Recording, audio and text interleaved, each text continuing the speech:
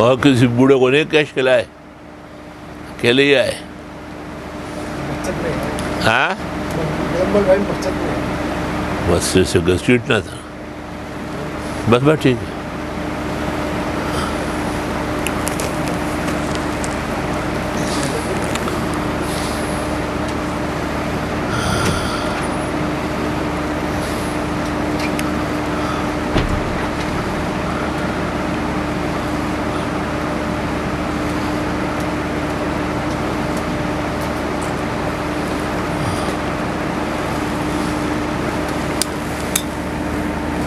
اعوذ باللہ من الشیطان الرجیم، بسم اللہ الرحمن الرحیم.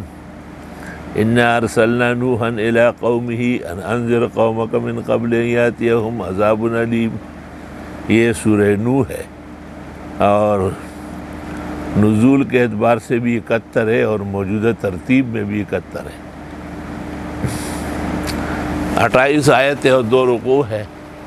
روئے زمین کے ایک جلیل القدر پیغمبر، اولو العظم رسول، صاحب التشریع حضرت نوح علیہ السلام کے مناقب اور مفاخر اور ان کے دینی تبلیغ اور خدمات الہیہ پر مشتمل ہے.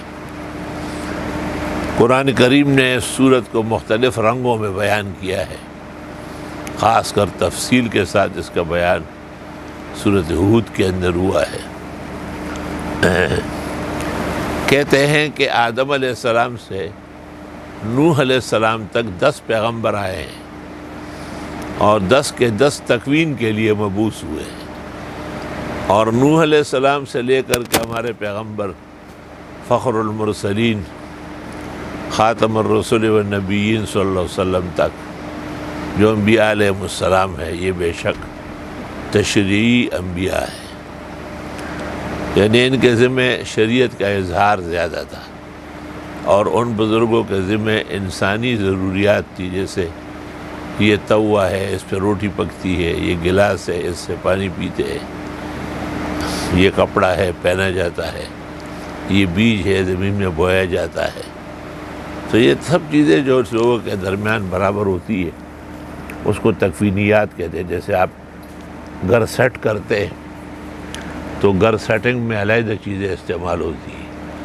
مثلا آپ نے ایک مکان خریدا، پھر اس میں قالین ڈالا، پھر آپ نے اس میں الماریاں لگوائی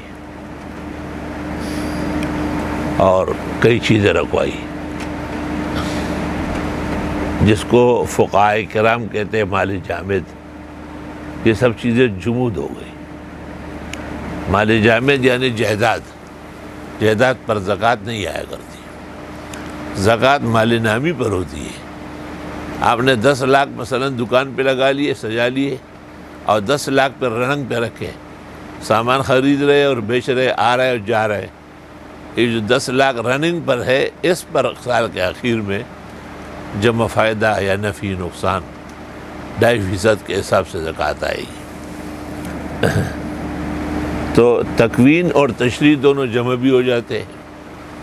حضرت علی رضی اللہ تعالیٰ عنہ سے کسی نے پوچھا تو آپ نے کہا کہ آپ ایک ہاتھ اٹھائے اور ایک ٹانگ اٹھائے. اس نے ہاتھ بھی اٹھایا، ٹانگ بھی اٹھائی. تو آپ نے فرمایا اب دوسرا بھی اٹھا لو. اس نے کہا وہ تو نہیں اٹھ سکتا اس کے ہوتے ہوئے. کہا کہ اب آپ کو تکوین اور تشریع کا فرق معلوم ہو جائے گا.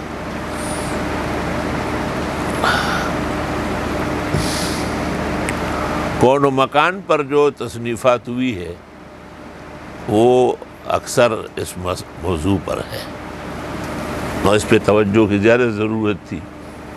پھر بڑی باتیں پیش آتی ہے.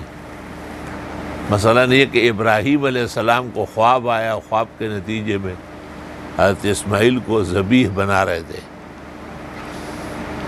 اللہ تعالیٰ نے کہا کہ یا ابراہیم قد صدقت الرؤیا، یہ سچا خواب تھا. کیونکہ خواب میں اگر کوئی دیکھے کہ کسی کو ذبح کر رہا ہے تو اس کی تعبیر ذبح ہرگز نہیں ہے. تو ابراہیم علیہ السلام اس تکوین سے تشریع میں کیسے آ گئے؟ یا ابراہیم قد صدقت الرؤیا انا کذلک نجزی المحسنین.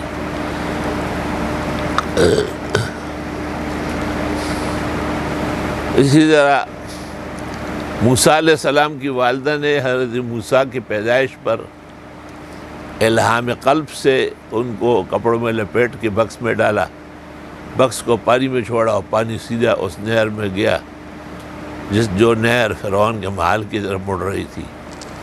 تو یہ تکوینیات ہیں۔ بخاری شریف میں کہ ایک شخص بہت تنگ دست تھا، بہت پریشان تھا، عزت والا تھا، لوگوں سے قرض نہیں مانگ سکتا تھا، دریا کے کنارے نکلا اور اللہ تعالیٰ سے کہا۔ ایک شخص غیب سے ظاہر ہوا اور اس نے اس کو 1000 درہم دے دی، نہ نام نہ جگہ نہ وجہ کچھ دے دیے 1 سال کے ادھار پر۔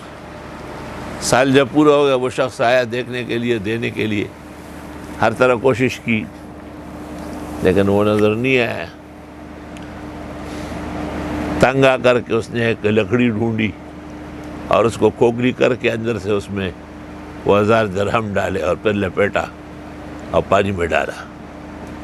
وہ آدمی جو کنارے پر آ کے اپنا قرض لینے، وہ کافی تگ و دو کے بعد جب اسے کچھ بھی نہیں ملا تو خیال آیا کہ ایک لکڑی جا رہی ہے، یہ سے پکڑ لوں، گھر میں جلنے کے کام آ جائے گی۔ چنانچہ وہ کھول کے دیکھا تو اس کا خط بھی تھا اور 1000 درہم بھی تھے۔ یہ تکوینیات ہے، اس کی تبلیغ ناممکن ہے۔ نہیں سمجھ میں؟ تو انبیاء علیہ السلام کے سامنے حضرت آدم علیہ السلام کا زمانہ جو ہے وہ اول انسان بھی ہے اور اول پیغمبر بھی ہے۔ تو آدم علیہ السلام سے لے کر کے حضرت نوح تک 10 پشتے ہیں، اور درمیان میں انبیاء و مرسلین۔ آپ کا بیٹا شیس بھی آیا ہے، اس کا بیٹا دانیال بھی آیا ہے، اس کا بیٹا جرجیس بھی آیا ہے، کیکاؤس بھی آیا ہے۔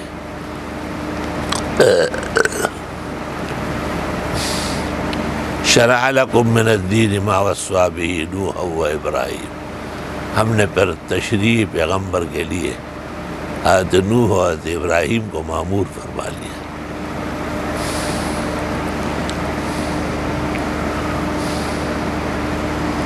جناب رسول اللہ صلی اللہ علیہ وسلم ایک مجلس میں تشریف فرما تھے، اور اس مجلس میں ایک ایسا شخص بھی تھا جس کا دوسرے کے ذمہ خون تھا۔ انہوں نے کلمہ پڑھا، اسلام لائے، اس نے مطالبہ کیا، آپ نے کہا الاسلام یہدم ما کان قبلہ، اسلام سابقہ گناہوں کو ختم کرتا ہے، آپ نہیں مار سکتے اس کو، اور کلمہ پڑھنے سے پہلے مار سکتے تھے۔ تو آپ کو کہا کہ حلا غمستنی، ابو داؤد میں ہے، آپ نے آنکھ کے اشارے سے نہیں کہا، آپ نے کہا الانبیاء لا یغمزون، ہم پیغمبر لوگ آنکھ نہیں مارا کرتے۔ تو دیکھو یہاں اب تشریح اتنی ٹائٹ ہو گئی، اور وہ سعد ابن عبادہ نے جو اپنے قوم کو اشارہ کیا کہ پیغمبر سے معافی مانگو اور توریت کے فیصلے مت مارو، آپ کی نظر مبارک ان پہ پڑ گئی تھی، اس وجہ سے ان کے جنازے میں 70,000 ملائک بھی آئے تھے، لیکن قبر میں رکھنے کے فوراً بعد آپ نے اللہ اکبر و استغفار زور سے کیا، اور میں اسی کو پرستی کی وجہ سے تھوڑی دیر کے لیے زمین نے دبوچ لیا، جو جھٹکا ہوا تھا سخت اور کا۔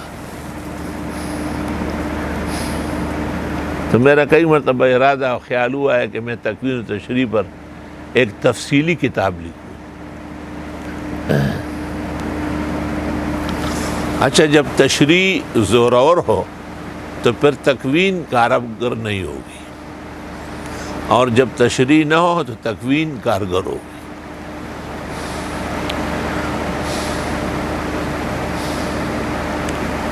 دونوں نظام اللہ بزرگ و برتر کے ہیں، جیسے شمسی نظام بھی ہے اور قمری بھی ہے، لیکن اسلام کے اقرب اور فائدہ مند قمری جانا گیا ہے، شمسی نظام کا بھی انکار نہیں کیا گیا۔ هو الذی جعل الشمس ضیاء والقمر نورا. لیکن جب تکوین طاقتور ہوتی ہے تو پھر تشریح نہیں ہوتی، اور جب تکوین ضعیف پڑ جاتی ہے تو تشریح زوراور ہو جاتی ہے. مریم بی بی کو اللہ تعالیٰ نے غیب سے نفخ جبریل فی جیب درعہا سے بیٹا دے دیا، اور کسی اور کا اس طرح بیٹا نہیں ہو سکتا ہے کیونکہ شرعی احکام واضح ہو چکے ہیں. یہ لمبا مسئلہ ہے. انا ارسلنا نوحا الی قومہ، بے شک ہم نے بھیجا حضرت نوح علیہ السلام کو ان کی قوم کے ہاں. نوح کہتے ہیں یہ حضرت کا نام نہیں ہے، یہ حضرت کا لقب ہے. کانا ینوح علی حال قومہ، قوم ایمان نہیں لا رہی تھی، حضرت غمگین رہتے تھے. مشہور ہے کہ ان کا نام عبد الشکور یا عبد الغفار ہے، اور عبد الغفار جہاں نام ہوتا ہے وہاں ہمیشہ عمر زیادہ ہوتی ہے. تو نوح علیہ السلام کی کل عمر مبارک جو شاہ صاحب نے لکھی ہے موضح میں، وہ ہے 1365 سال، قبل الطوفان اور بعد الطوفان. اور ان کا ایک بیٹا سام کے بارے میں کہتے ہیں کان نبیہ، باقی سام، حام، یافس. اور کینان کا ایک بیٹا تھا خوشنگ جو خوشرنگ کہلاتا تھا. ان کے 2 بیٹے تھے ہند اور سندھ. ان کے 60 بیٹے تھے، پھر پشاور اور ملتان اور کاشغر اور غزنی. تفصیلات جو ہے نا تواریخ میں ملے گی. بے شک ہم نے بھیجا حضرت نوح کو قوم کی طرف، ان انذر قومک من قبل ان یاتیہم عذاب علیم، کہ ڈرا دے قوم کو اس سے پہلے کہ آئے ان کے پاس عذاب دردناک. کوئی درد انگیز عذاب آ جائے گا، اس سے پہلے ان کو چوکن نہ کرو کہ یہ کام نہ کرو. قال یا قوم انی لکم نذیر مبین، فرمایا حضرت نے اے میری قوم میں تمہارے لیے ڈرانے والا ہوں صاف ستھرا. ان اعبدوا اللہ، اللہ کی عبادت کرو، واتقوہ، اس سے ڈرو، واطیعون، میرا کہا مانو. یغفر لکم من ذنوبکم، معاف کر دے گا تم کو تمہارے گناہ. ویؤخرکم الی اجل مسمی، اور مہلت دے دے گا ایک وقت مقرر تک. ان اجل اللہ اذا جاء لا یؤخر، خدا تعالیٰ کا طے شدہ وقت جب آتا ہے لا یؤخر، اس میں تاخیر نہیں ہوتی. لو کنتم تعلمون، ہے کاش کہ تم جان لو.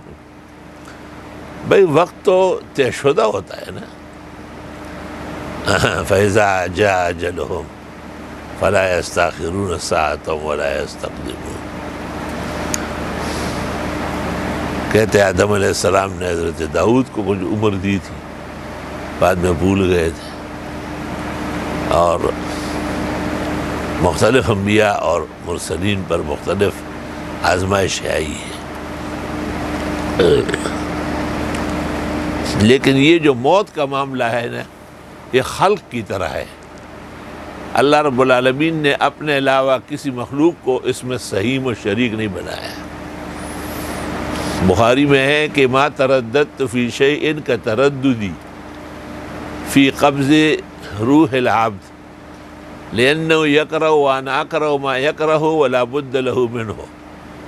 ایک مومن مسلم کو جو تکلیف پہنچتی ہے موت سے، اس سے میں بھی بہت پریشان رہتا ہوں، حق تعالیٰ فرماتے ہیں.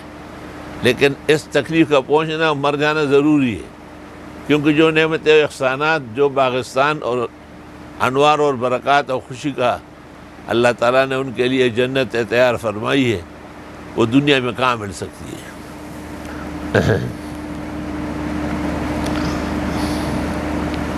ان اجل اللہ اذا جاء لا یؤخر، بے شک طے شدہ وقت اللہ کا جب آ جائے پیچھے نہیں ہٹتا. لو کنتم تعلمون، ہے کاش کے جان لو. وہ کہتے شداد نے جنت بنائی نا، اور اس میں نہریں چلائی ہر چیز کی، شہد کی، دودھ کی اور شراب کی. تو جب دیکھنے کے لیے جا رہا تھا بڑا تیاری کا دن تھا کہ شداد کا جنت بنائے. یہ شداد اور شدید بھائی تھے دو، اور یہ نمرود کے رشتہ دار تھے.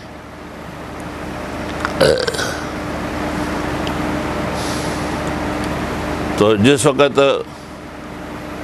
وہ گھوڑے سے پاؤں نیچے رکھ رہا تھا نا میں جنت میں پہنچ کے اترنے کے لیے، تو حق تعالیٰ نے اسرائیل کو کہا کھینچو اسے. ٹاز نیچے گر گیا. یہ وقت پائے و پر کعب بلا وقت کتا دیرا پری و تو اسنخ کتا پتا. ایک پاؤں رکاب میں تھا، ایک نیچے کے. اسی دوران حضرت اسرائیل نے کہتے رب العالمین کو کہا کہ دیکھنے دیکھا رہنے دو، یہ تیرا کام نہیں ہے. انی اعلم ما لا تعلم.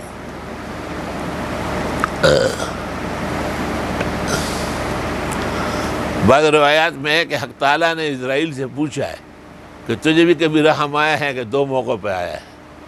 ایک کشتی کو ڈبونے کا حکم ملا، اور ایک بچہ تھا وہ تختے پہ پڑا ہوا تھا، اوپر کوے اور چیل بنا رہے تھے. میری خواہش تھی کہ یا اس کی ماں کو بچا لیتے یا اس کو بھی ڈبو لے. آپ کا کہنا تھا کہ نہیں اس طرح رہنے دو. کا پھر دوسرا موقع پھر وہ شداد کا بتایا. اتنی محنت کی تھی، اتنی نہریں چلائی تھی. حق تعالیٰ نے کہا وہ بچہ جو کنارے پر پہنچا اس کے اوپر میں نے ایک ہرنی عاشق کر دی، اور اس کے اوپر ایک درخت بیلی لوکی کی اگائی، اور وہ مزے سے پلتا بڑھتا رہا. جب بڑا ہوا، جوان ہوا، اور طاقت دے دی، توانائی دی، مال دیا، شہرت دی، تو یہاں تک پہنچے کہ خدائی کا دعویٰ شروع کر لیا، اور میرے مقابلے میں جنت و جہنم بنانے لگا. دونوں واقعات اصل میں ایک ہی.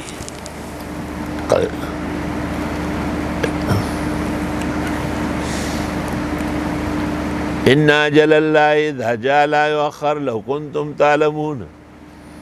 بے شک خدا کا طے شدہ وقت جب آتا ہے پیچھے نہیں ہٹایا جا سکتا، کاش کہ جان لو. اللہ اکبر. قال رب انی دعوت قومی لیلا ونہارا. حضرت نوح نے فرمایا پروردگار میں نے تو دعوت دی قوم کو، رات کو بھی اور دن کو بھی. میں کچھ لوگ گھروں پہ نہیں ہوتے، دن کو رات کو آ جاتے ہیں، ان سے بات کرنی ہوتی. کچھ مضامین اور مقالے ایسے ہیں جو بجائے دن کے رات کو بیان کرنا زیادہ موزون ہے. اور رات ہو یا دن ہو، خیر کی بات آگے بڑھا دیے، اور شر کو روکنا ہے، اس کو کم کرنا ہے، اس کے راستے بند کرنے ہیں. فَلَمْ يَزِدْهُمْ دُعَائِي إِلَّا فِرَارًا. نہیں بڑھایا ان کی میری دعا نے مگر بھاگنا. یعنی میں نے جتنی محنت کی اور جتنی میں نے مشقت کی، اور جس قدر ان کو راتوں کو اور دنوں کو اللہ کی توحید و فردت وحدت سمجھاتا تھا، یہ بجائے قریب آنے کے دور بھاگتے تھے.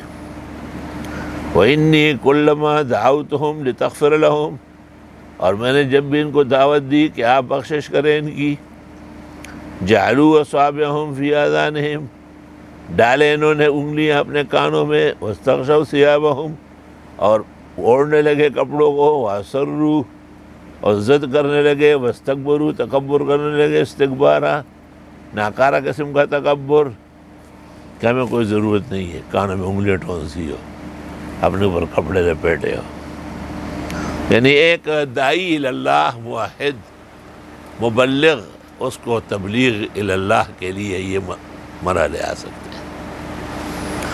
بھائی سمجھ میں لوگ ان کو کہیں گے کہ آپ کی ضرورت نہیں ہے، آپ کہیں اور جائیں، آپ یہاں تبلیغ نہ کریں، آپ سینما ہال میں جائیں، وہاں جائیں، یہاں جائیں. قرآن کریم میں جب بھی اللہ انبیاء کی تعلیمات ذکر کرتے ہیں تو منفی اور مثبت دونوں طرح تسلی دیتا ہے. مثبت تسلی کا مطلب یہ ہے کہ لوگوں نے ساتھ دیا ہو، آپ آگے بڑھے. اور منفی تسلی کا مطلب یہ ہے کہ لوگوں نے راستے روکے، آپ کو بدنام کیا، آپ پر قسم قسم کے بلیم لگائیں، آپ گھبرائیں گے نہیں.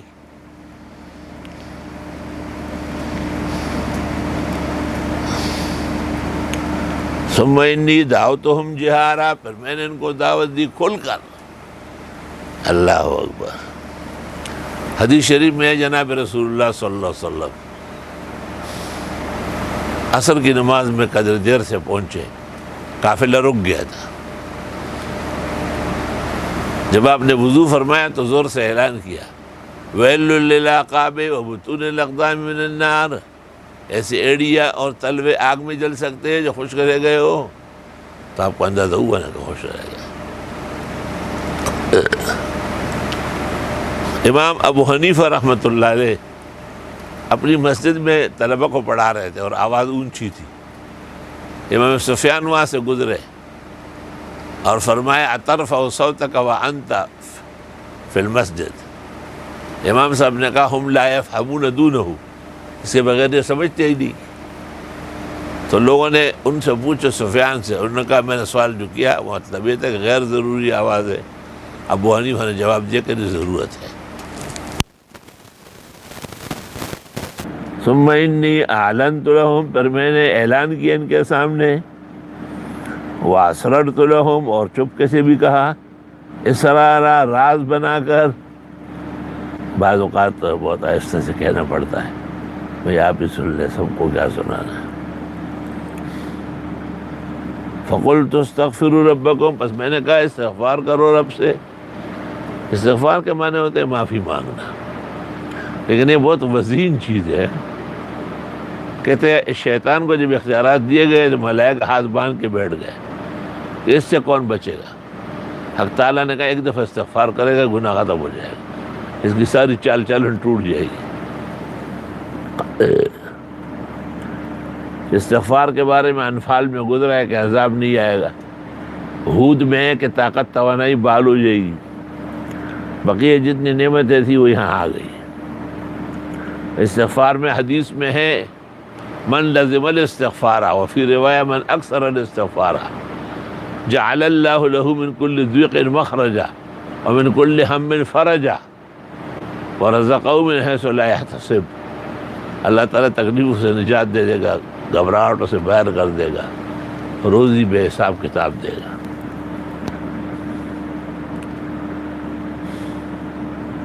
استغفار بھی تین طرح ذرا بہتر، استغفر اللہ الذی لا الہ الا ہو الحی القیوم واتوب الیہ، استغفر اللہ ربی من کل ذنب واتوب الیہ، استغفر اللہ العظیم الذی لا الہ الا هو الحی القیوم واتوب الیہ۔ اس سے تفصیلی بھی ہے اور بھی سید الاستغفار سب سے اعلیٰ اور رفع ہے۔ استغفار کے بہت فضائل و مناقب ہے۔ مولانا علوم بھی کہتے ہیں کہ غم چبینی زود استغفار کن، اور غم با امر خالق آمد کار کن، غم و پریشانی دیکھ کے استغفار بڑھا دو۔ اللہ تعالیٰ کا وعدہ ہے کہ مستغفر پر ہر تکلیف مصیبت نہیں آئی، نجات ہوگی اس کی۔ بس میں نے ان کو کہا کہ معافی مانگو رب سے، انہ کان غفارا، وہ سب کچھ معاف کرنے والے ہیں۔ عبد الغفار کو غفار کہنا ناجائز ہے۔ عبد الرحمن بابا کو رحمان ویل مشرکی جا لکا ساس کے زان توائی زبہیری، اگر تو اس نے جواب دیا تھا ماں رحمان تا ماں عبد الرحمن تا چا رحمان وائی کافر دے ز رحمان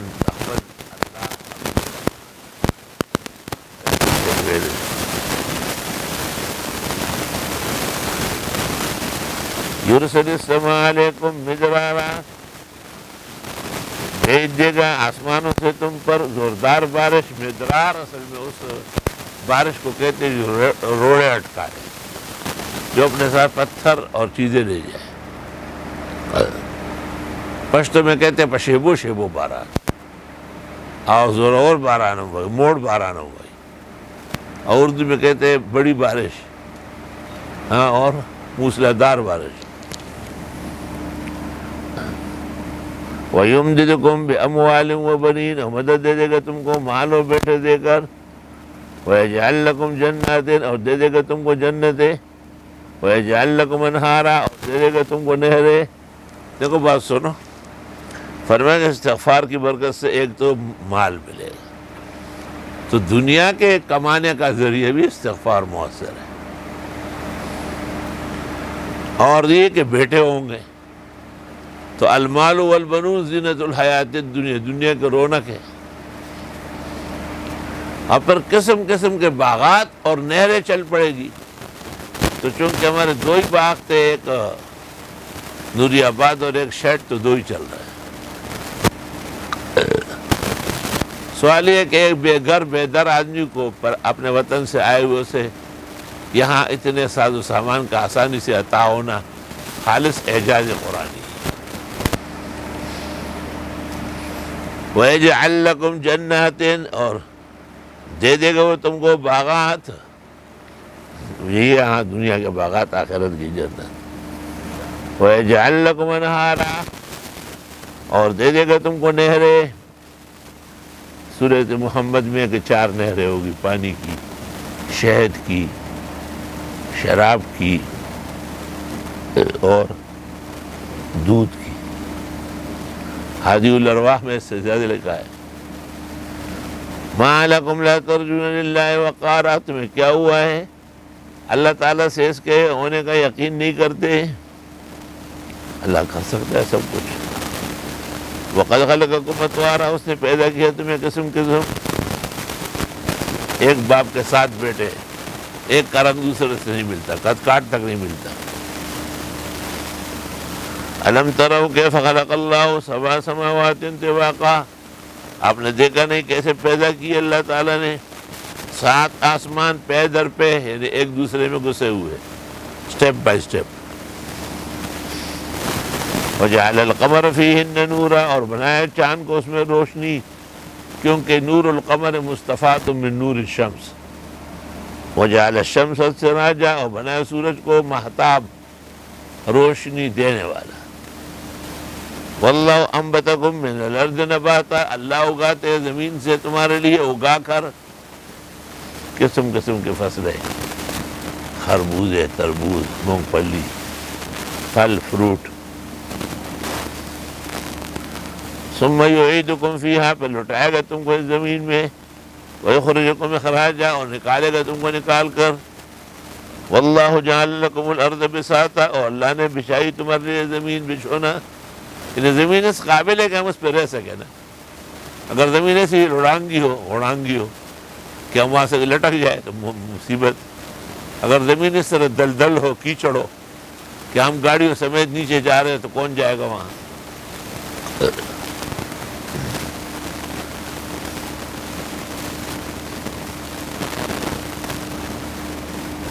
اور اللہ نے بنایا تمہارے لیے زمین بچھونا، تسلکوا منہا سبلا فجاجا، تاکہ تم چل سکو اس کے کھلے راستوں پر۔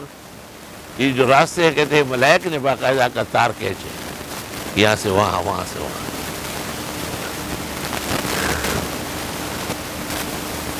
قال نوح الرب، حضرت صاحب نے فرمایا اے پروردگار، انہما عصونی، یہ تو میری بات مانتے نہیں، واتبعوا من لم یزد مالہ وولدہ الا خسارا، اور پیچھے پڑ گئے ان کے جو نہ بڑھا ان کا مال اور نہ اولاد مگر گھاٹا۔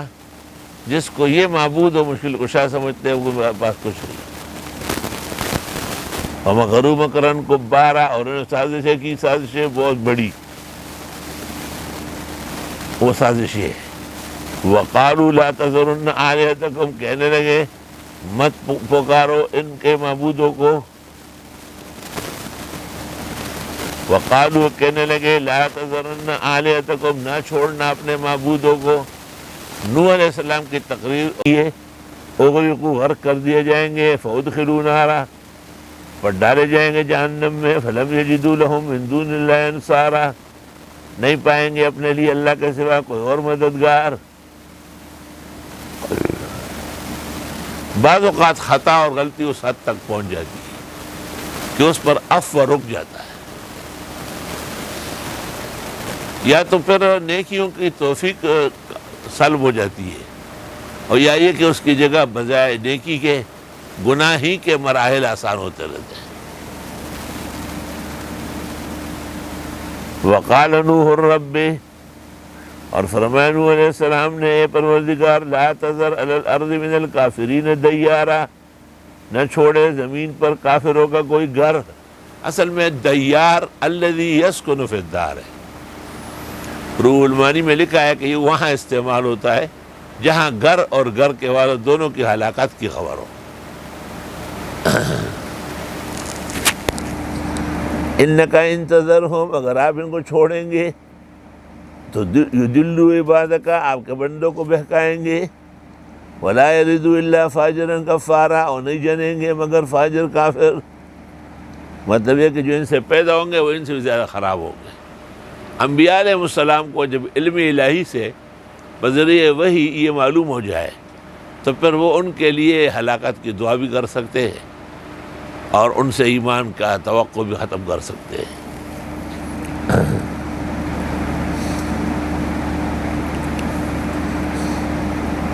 رب اغفر لی ولوالدی، اے پروردگار معاف فرما مجھے اور میرے والدین کو. ولمن دخل بیتی مومنا، اور جو داخل ہوا میرے گھر میں امن سے. حضرت نوح علیہ السلام نے اعلان کیا تھا کہ بھئی کشتی میں بیٹھنا ہے اور روانگی ہے، یہاں آؤ. گھر کے سامنے کوئی انتظام کیا، لوگ وہاں آ رہے تھے جو ایمان والے تھے. وللمؤمنین والمؤمنات، مسلمان مرد مسلمان عورتوں کے لیے. ولا تزد الظالمین الا تبارا، اور نہ بڑھا ظالموں کی مگر ہلاکت. تبرا یتبرو کے معنی آتے ہیں ہلکا یا ہلکو. مجبور کہتے ہیں ہلاک کو، تبار کہتے ہیں غرق ہونے والے کو. الا قوم متبر ما هم فیہ، ہلاک ہو جائے گا جس حال میں یہ ہے. یہ مختصر سی صورت ہے لیکن دعوت اللہ میں ریڑھ کی ہڈی ہے. اور اس صورت میں مبلغ اور داعی کو ثابت قدمی کی حیثیت بیان کی ہے اور ان کو تسلی دی ہے کہ آپ کو دنیا اور آخرت دونوں میں رہنمائی ملے گی، آسانیاں سہولتیں آئے گی، لیکن آپ اس کے پیچھے پڑے نہیں، آپ اپنے کام کے پیچھے پڑے رہے.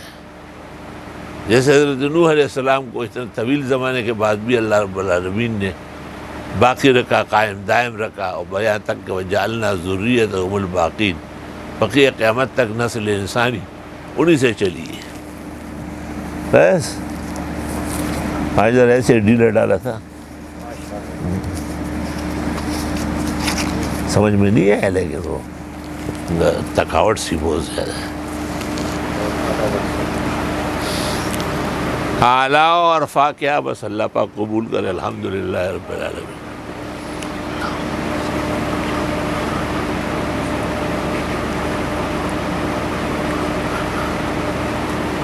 صلی اللہ